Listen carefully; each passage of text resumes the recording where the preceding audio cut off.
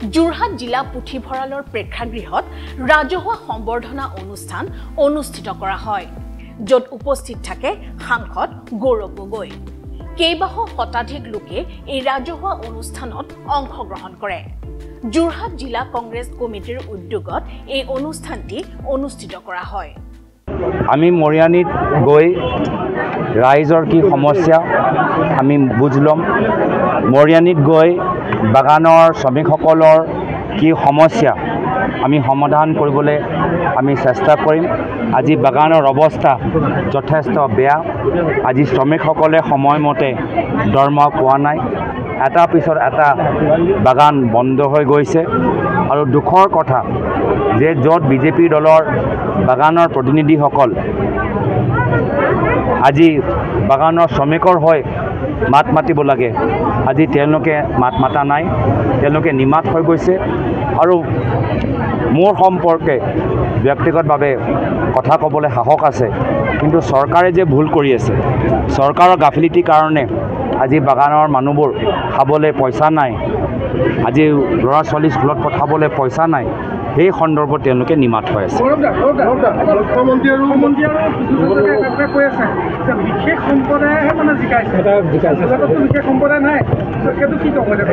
ৰাহুল গান্ধী যেতিয়া আহিছিল মৰিয়নীলৈ যাওঁতে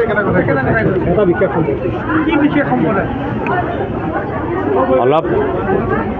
বিজেপি অলপ দুদূৰ মুদূৰ হৈ আছে চবৰে মই কৈছোঁ খালি অসমৰ ভিতৰত নহয় এতিয়া তেওঁলোকে দেখিছে য'ত য'ত প্ৰধানমন্ত্ৰী গৈছে তাত পানী বৰষুণত এতিয়া কলেপ্স হৈ গৈছে প্ৰধানমন্ত্ৰী এতিয়া দলঙলৈ উদ্ঘাটন কৰিবলৈ গ'ল সেই দলঙত ক্ৰেক প্ৰধানমন্ত্ৰী এটা এয়াৰপৰ্ট মুকলি কৰিবলৈ গ'ল সেই এয়াৰপৰ্টত এটা পানীত ধামকৈ পৰি গ'ল প্ৰধানমন্ত্ৰী বন্দে ভাৰতৰ গ্ৰীণ ফ্লেগৰ জৰিয়তে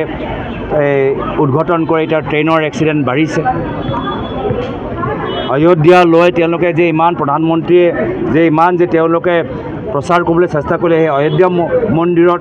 আজি পানী লিকেজ আনকৈ তেওঁলোকে কোৱা নাই মই কৈছোঁ নতুন পাৰ্লিয়ামেণ্টৰ ভিতৰতো অলপ বৰষুণত বেছমেণ্টত পানী হয় তো এনেকুৱা এটা এতিয়া নিশ্চয় ইয়াত ভগৱানৰ এটা চাপ আমি দেখা পাইছোঁ যাৰ ফলত আজি বিজেপি দলৰ ফালৰ পৰা অসমৰ ভিতৰতে হওক বা অসমৰ বাহিৰতে হওক আজি বিভিন্ন তৰ্কহীন যুক্তিহীন কথাবোৰ আমি শুনিব পাৰিছোঁ গান্ধীজী কৈছিল সবকো সন্মতি দে ভগৱান ময়ো সকলৰ ভালটোৱে কামনা কৰিছোঁ তেওঁলোকে ভাল আপোনাৰ ভূপেন বৰা ডাঙৰীয়াই ৰাহুল গান্ধী মডেলটো অসমত ল'বলৈ কৈছে যে ইয়াত যিটো যাত্ৰা কৰিছিলে তেনেধৰণে অসমতো পঞ্চায়ত নিৰ্বাচনতো যাত্ৰা কৰিবলৈ কৈছে আপোনালোকে কেনেদৰে নিশ্চয় আমিতো হয়তো প্ৰথম দিনৰ পৰাই অসম কংগ্ৰেছে এতিয়া ৰাহুল গান্ধী ডাঙৰীয়া মূল যাত্ৰা কৰিছিল তেতিয়া আমি নিজে যাত্ৰা এটা কৰিছিলোঁ অসম ভিতৰত আমাৰ যুৱ কংগ্ৰেছ আটাইতকৈ সুন্দৰ তেওঁলোকে যাত্ৰা কৰিছিল আমি বাগানে যাত্ৰা কৰিছোঁ সেইকাৰণেতো আমাৰ ভাল হৈছে চাঙে যাত্ৰা কৰিছোঁ আমাৰ কামটোৱে হৈছে ৰাইজৰ মাজত থকা হ'ব পাৰে আমাৰ 15 বছৰ চৰকাৰ আছিল যাৰ ফলত আমি ৰাইজৰ পৰা আঁতৰি গ'লোঁ আমি দিছপুৰত আবদ্ধ হৈ গ'লোঁ চৰকাৰী কাৰ্যালয়ত আবদ্ধ হৈ গ'লোঁ আৰু নিশ্চয় যেতিয়া ৰাইজৰ পৰা আমি আঁতৰি যাম তেতিয়া ৰাইজৰ সমস্যাবোৰ আমি সমাধান কৰাৰ ক্ষেত্ৰত যিমান আমাক সতৰ্ক হ'ব লাগিছিল আমি হ'ব নোৱাৰিলোঁ যাৰ বাবে ৰাইজে আমাক পৰৱৰ্তী সময়ত 2016 চনত শিক্ষা দিলে আৰু এতিয়া আমাৰ কামবোৰ চাই যোৱা 1-1.5 বছৰৰ পৰা আমাৰ কামবোৰ চাই ৰাইজে পুনৰবাৰ আমাৰ প্ৰতি আকৰ্ষিত হৈছে নৱপ্ৰজন্ম যেতিয়া আমালোকৰ প্ৰতি আকৰ্ষিত হৈছে এইটোও এটা ইংগিত যে আমি যি কৰি আছোঁ ভাল কাম কৰি আছোঁ কিন্তু আমি নিজৰ উদ্দেশ্যটো অধুৰা হিচাপে লৈছোঁ লোকসভা নিৰ্বাচন মাত্ৰ ছেমিফাইনেল আমাক আৰু কষ্ট কৰিব লাগে আমি বিজেপি দলৰ ফালৰ পৰা আৰু অসমৰ ভিতৰত বিজেপি নেতৃত্বৰ পৰা আমি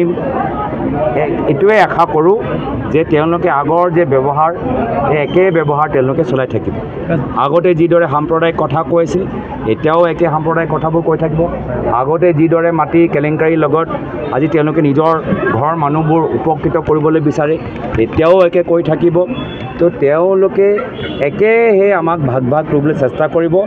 একে তেওঁলোকৰ সাধাৰণ মানুহৰ ওপৰত টোল টেক্স লগাব ফাইন লগাব ল'ৰা ছোৱালীৰ স্কুলবোৰ বন্ধ কৰিব, কলেজবোৰ বন্ধ কৰিব।